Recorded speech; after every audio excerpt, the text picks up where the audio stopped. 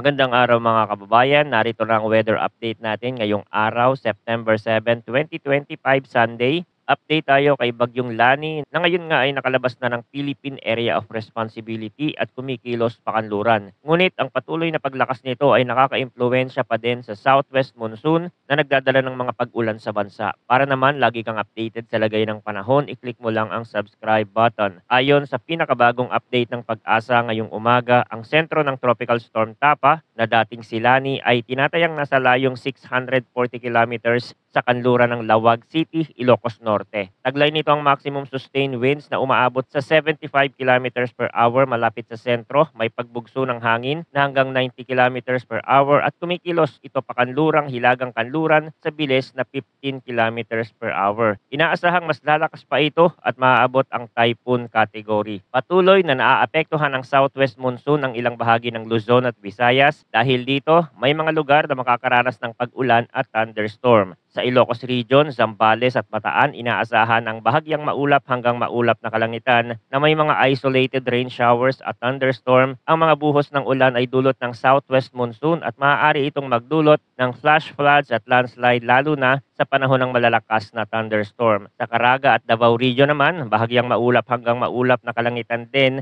ang mararanasan na may mga localized thunderstorm. Dulot ito ng easterlies at may posibilidad pa rin ng pagbaha at pagguho ng lupa lalo na kung masyadong malakas ang buhos ng ulan. Samantala sa Metro Manila at sa nalalabing bahagi ng bansa magiging partly cloudy hanggang cloudy skies na may mga thunderstorm din ang aasahan. Localized thunderstorm ang sanhi nito at kahit biglaan lamang ang mga ulan, maaari pa rin itong magdulot ng pagbaha lalo na sa mga mabababang lugar. Ngayon naman ay silipin natin ang kondisyon ng hangin at karagatan sa western section ng Northern Luzon. Katamtaman ang ihip ng hangin mula sa timog at ang taas ng alon ay nasa 1.2 hanggang 1.8 meters. Sa eastern section ng Visayas at Mindanao, banayad hanggang katamtaman ang ihip ng hangin mula silangan hanggang timog silangan at ang taas ng alon ay 0.6 hanggang 1.5 meters. Sa nalalabing bahagi ng bansa, banayad hanggang katamtaman ang ihip ng hangin mula timog silangan hanggang timog at ang taas ng alon ay 0.6 hanggang 1.5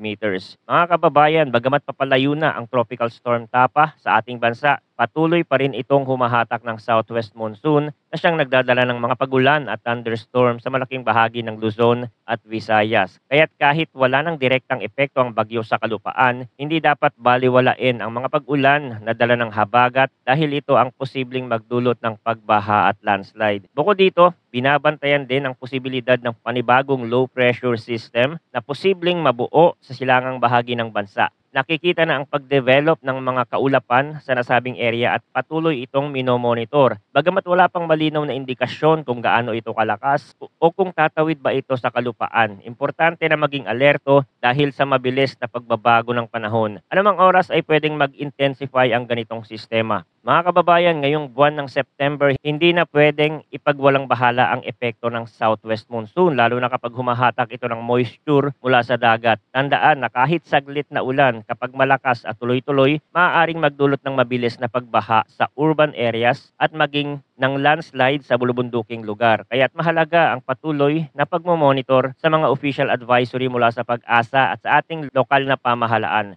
Dito sa ating channel, sisikapin naming maihatid ang pinakabagong update sa lagay ng panahon para manatiling handa ang bawat isa. Maraming salamat sa inyong walang sawang pagtutok at suporta. Lagi po tayong maging alerto, maging handa at higit sa lahat, mag-ingat lalo na kapag masama ang panahon.